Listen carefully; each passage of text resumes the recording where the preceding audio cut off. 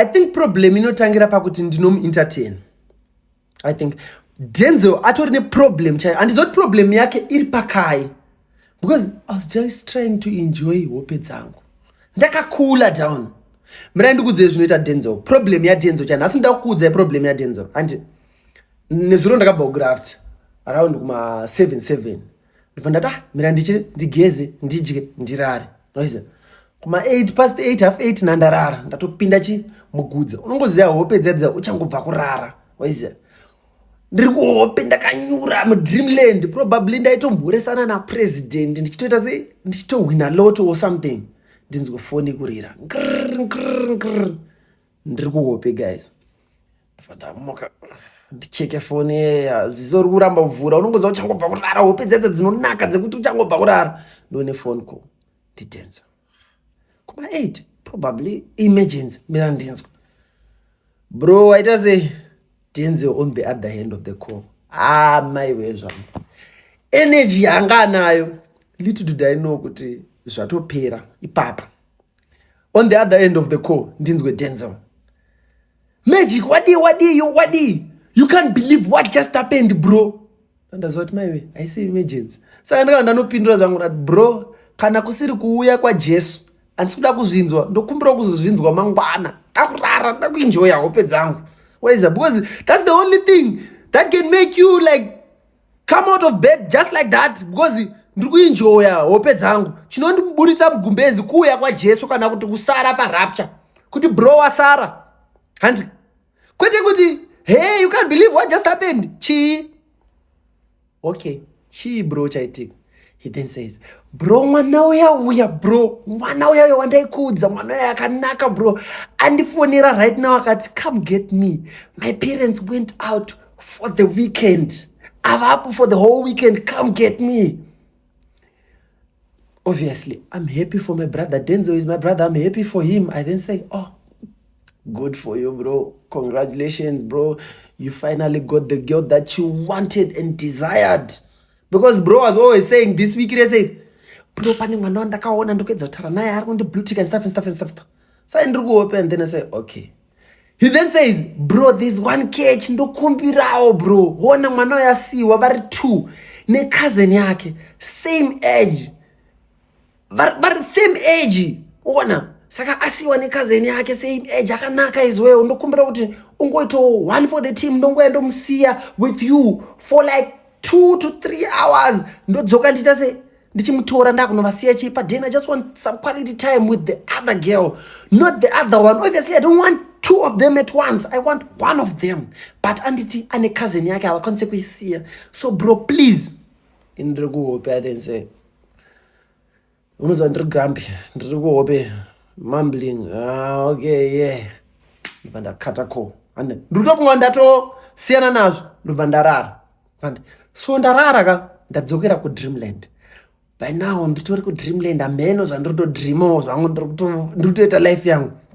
Ndinzwe gugugugu nokuyaya yepolisi yayo kuti mumba muno mune mbanje munomu, mumba muno mune mbanje, vhura to gugugugugu, loud noise yaya yenokuya.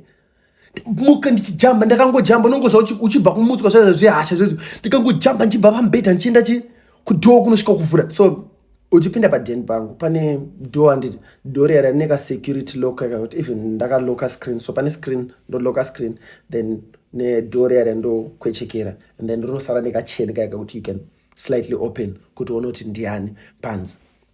Ndichiri kuhope bro, then ndabva ndavhura muchano dai ndione hey bro, ndichiri kuhope. My thinking is right now dzakuma midnight ikoko, kwakuma midnight handika kuma 12 ikoko ndione mwanasikana bro akapfeka white, charakadenga bro. Her perfume was entering before she even entered the house. Ndakanzwa kunhuhwirira, so ndinzwa tarise mwana. So unoziva song yanyasha David iri kutenda yaye kuti ane bvudzi rakaerera kunge ngiroziyo uri kupi, aipenya kumeso. So you could see kuti paita zvetsvarakadenga, mwana yakanaka bro. Hana yangu yakarova kuti ba straight out, because iwe ndiri kubva kumuka ndiri kufunga kuti dzakuma 12 dzeusiku. And then I'm thinking, ndaona tsvaraka denga. Bro, movie I had 2 options to think probably it's an angel because mwana yakanaka singaita akapfeka white ane bvudzi rikuyerera ari kunhuhwirira and bvudzi rake rakanaka akagadzirwa zvakanaka. She's an angel. Oh, kuti chipoko. Because how come inini ndoona an angel kuma 12 bro in magic? An angel kuma 12 pakati achiya chinoka padhuo pangu. The only reasoning was chipoko, ndatumirwa chipoko. Someone had a revenge on me and tumira chipoko ndakabva ndavhara dhoo ipapo kuti ba ka one and tobody ma funnies bro inini andidi ma funnies. Ndakatiza ndichimhanya ndidzokera mumba upo ndinzwe padhuo kikikikini pawindow nditenze magic iwe vhura dhoo man ndi magic ndi Denzel I mean.